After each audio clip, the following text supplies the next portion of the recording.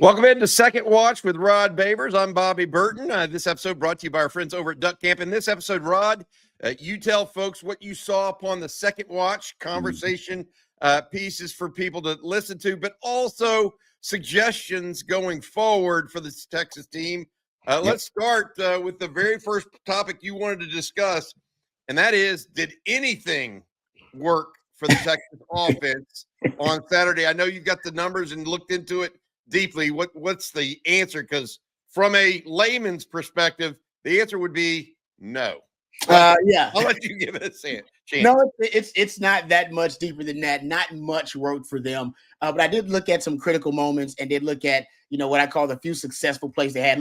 They only had 5 plays of 10+ yards. I mean, so that in itself lets you know that's not really up to the standard. But I just kind of look at those plays, and there's some commonalities. We talked about how Texas is successful in the scramble drill. Well, one of them was a scramble, a 14-yard by Arch. The other one was a scramble drill on a third down. By the way, both of those were on third down. 2 targets to bunch, which you guys have heard me talk about a ton. Actually, I take that back. 3 targets to bunch. So your 5 plays of 10+ yards were a scramble drill, and 3 targets to bunch. I like to focus on the things that work. I've talked about a long time how the targets to bunch, it works really well. Once again, it proved even in one of your more disappointing performances, it still works. Things like that, they translate, and I think Sark's got to start, investing in those concepts more now that we're past the halfway point. I looked at third downs. You only had 5 third down conversions. All right, you only had 5 of those.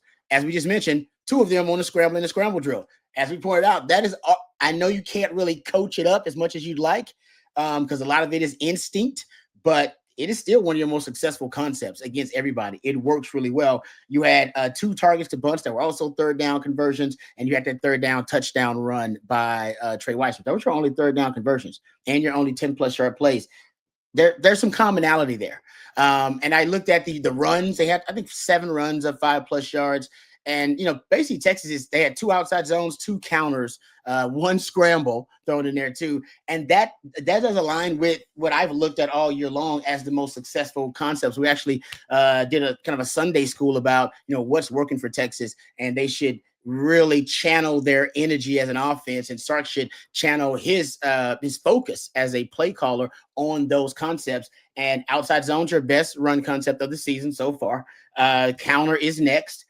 Inside power after that. And honestly, I'd probably throw the scrambles in there as your most successful run concept ahead of all of those, but you just obviously can't scramble every play, but you're averaging damn near 9 yards per rush on scramble. So if I'm Sark, I take those 5-6 concepts and I build around that. Everything else pretty much for Texas, and I say it's a waste for you, but you don't get the return on investment at all on a lot of those concepts. And I think at this point, past the halfway point of the season, I do believe we know what works for Texas and what doesn't. I've been tracking it for weeks. And even in games against Kentucky, where you had one of your worst offensive outputs since Sark has been here, it still tracks. You're good at those particular concepts. And it really hasn't, in my opinion, it hasn't strayed from that all season long. And yet he still goes back for the jugular at times when it feels like that's not playing to the strength of the team. Rod, you watched the game a second time. Texas looks great on defense at times. They look great. They played great on special teams against Kentucky. Is Sark just is he over trying on offense? Is there a reason you think he continues to try to push the envelope instead of just, using the Kentucky game plan against like the game plan for Kentucky against Texas was perfect.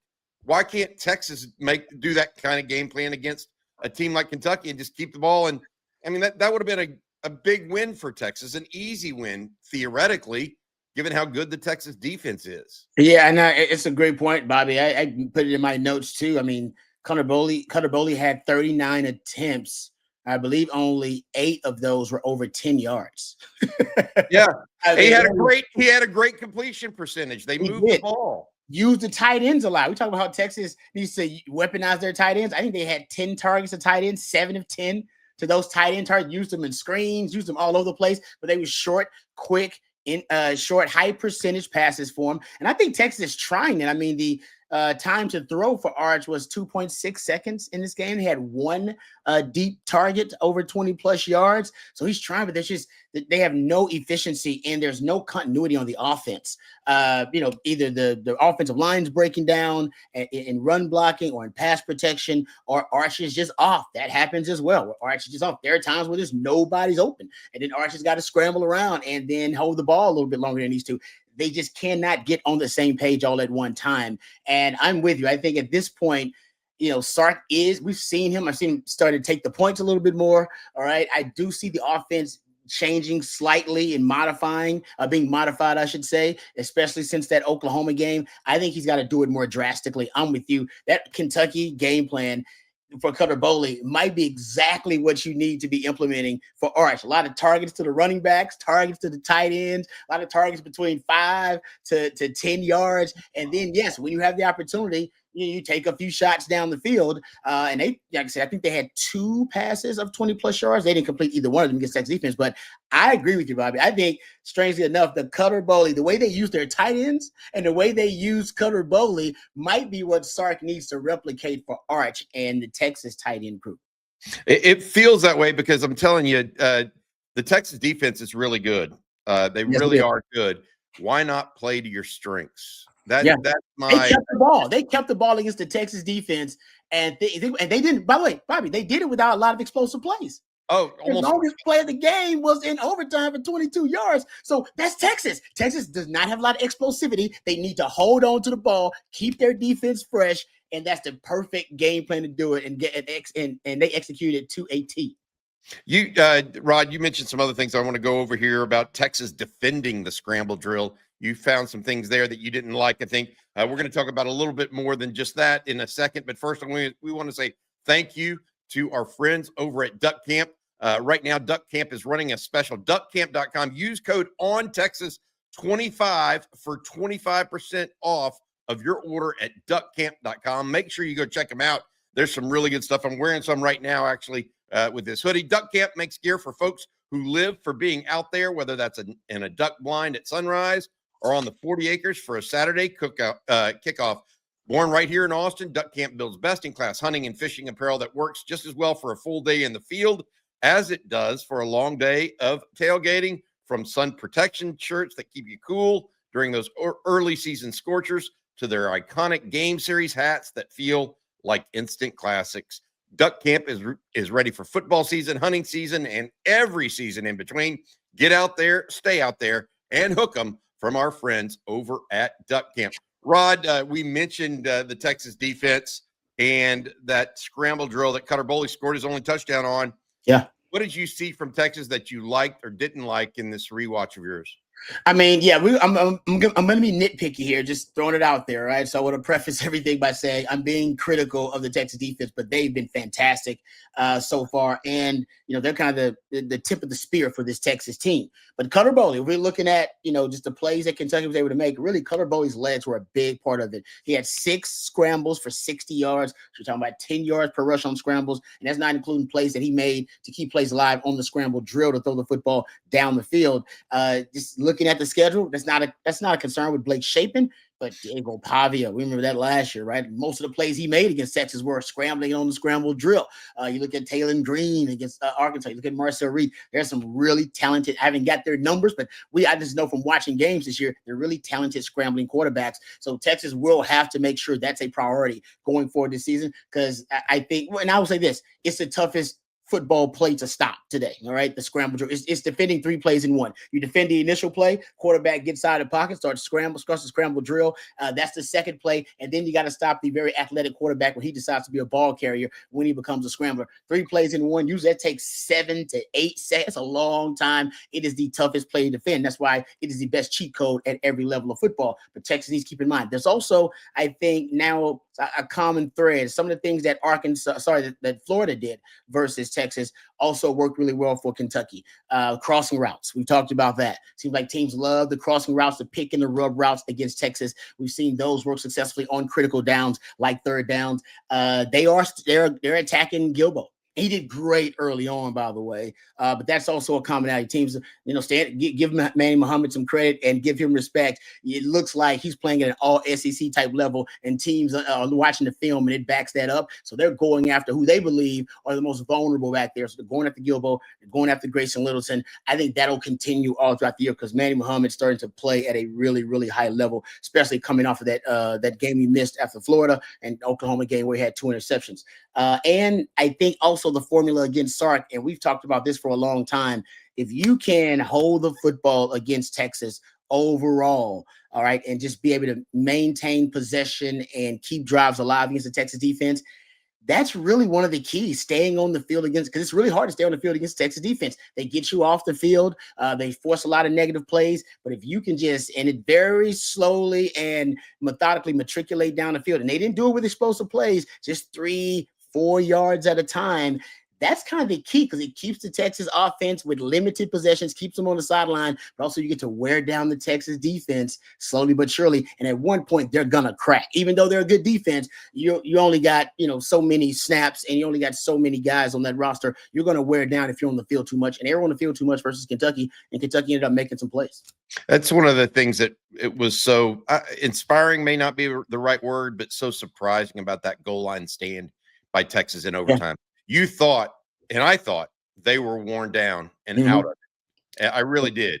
And they had that first down at the 3 or 4 yard line in overtime, and 4 shots and two from the 1 or inside the 1, and Texas said, I'm out. I thought that was inspiring, given that they had already seen 80 plus plays and theoretically been worn down.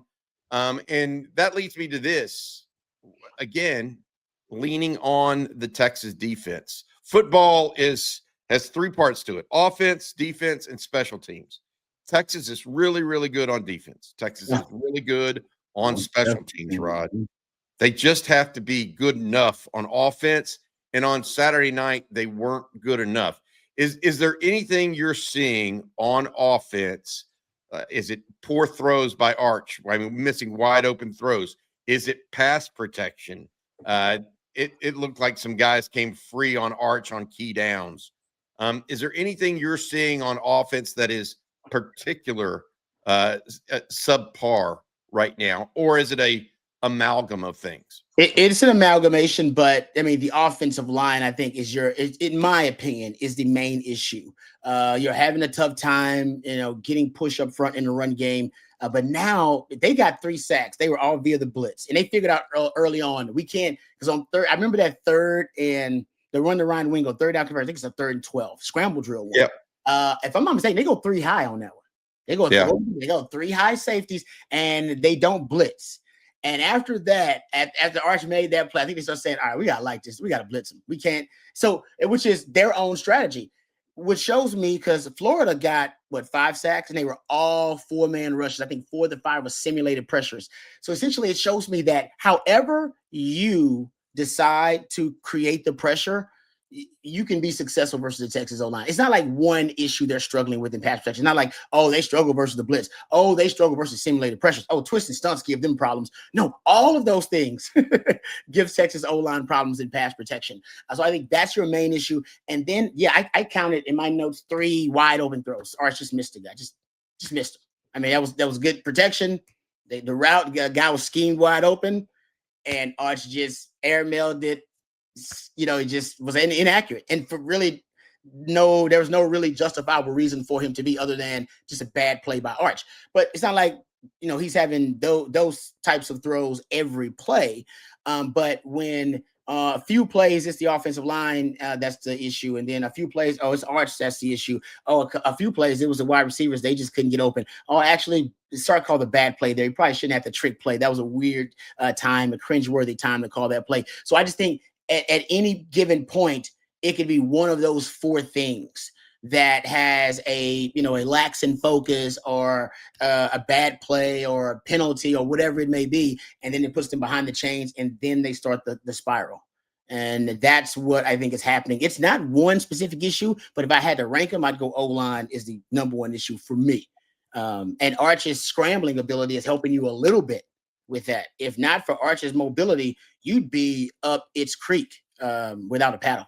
pretty much. Yeah, it's interesting because we were hopeful that the offensive line could be a potential strength this year. It's proven not to be, right? Yeah. But when folks see Arch miss a wide open receiver, it's automatic like what do we got to do, because we finally got one, and Jack Andrews gets overthrown by 10 yards. And there's nobody 10 yards around him. And so you got to layer the ball. I mean, there's just a number of different pieces to this that can be frustrating. And I think that's important that people are understand. I mean, this is a offense right now that is a work in progress at best. My question is, where was the offensive game plan from Oklahoma against Kentucky? Because Texas completed shorter, quicker passes, forced the run. They had only one time did Texas run the ball on back-to-back plays between the 20s. And I think I heard three straight runs to Christian Clark. I remember that. Yeah, they're not even. Yeah. There was no forcing of the run. There was no, hey, we're going to go. I mean, and really push this. And the results are the results. Sark has to lean into what he's got. Anything else you want to add, Rod, before we get going here? No, I agree with you 100%. I think Sark has to evolve as a coach, but look at his team specifically this year and understand that it isn't going to be pretty, because his offense is struggling right now to find an identity, and that's okay. But now you need to be complementary to your defense and to your special teams, because that you need to lean into those two phases, because those are the phases that are going to help you. And I'll reiterate, and I agree with what you said, Bobby.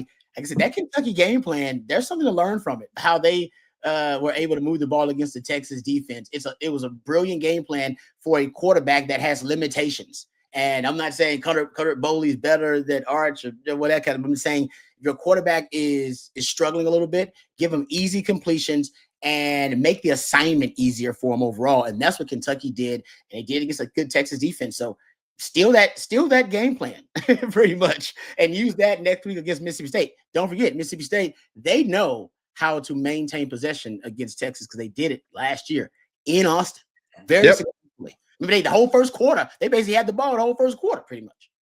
Yeah, and they're going to try to do it again on Saturday in Starkville, no doubt about it. One final question, Rod, that I had for you. As far as forcing the run, Kentucky played the outside zone better than OU. For whatever reason, Brent Venables can't play the outside zone. Yeah. Texas has proven that 2 years in a row, right? Mm-hmm. Does the return of a guy like Cedric Baxter lead more to a power run scheme that might be helpful? Because Texas doesn't really have a power run back right now that just hits the hole fast and quick. That's one thing that Christian Clark did, actually, and was successful with on 2 of those 3 runs.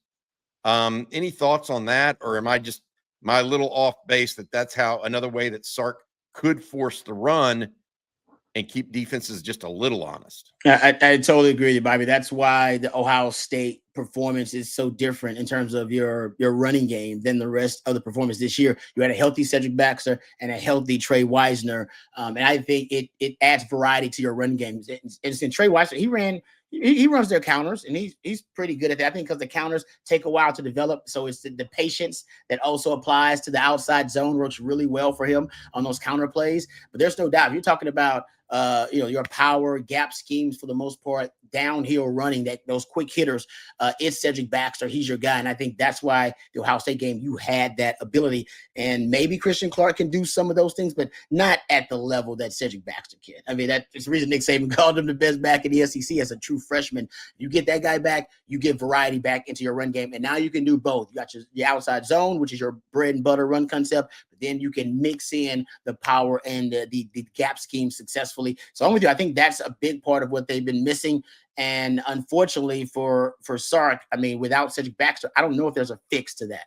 He's kind of a special beast in that regard. If they could have ran at Arizona State last year with somebody, I think that they would have possessed the ball more last year. I mean, it's just they missed Cedric Baxter. The number one rule of stopping Texas offense has been and still is stop the outside zone. You give yourself a shot.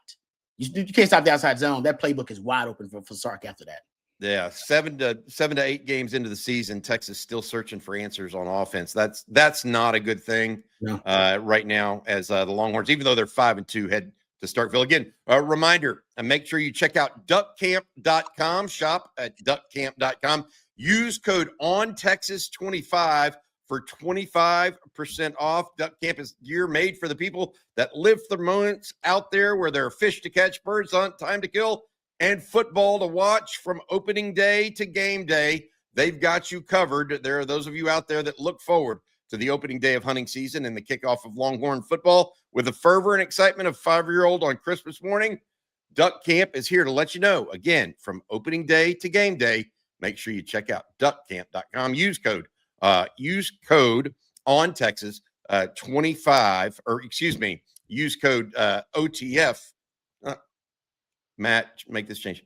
Use code on Texas 25 for 25% off. Rod, thank you so much, buddy. We'll see you later tonight on the live stream. You've got Coach Shipley and CJ Vogel breaking down more of what we're expecting from this game against Mississippi State. For Rod Babers, I'm Bobby Burton. Hook 'em. Hook 'em.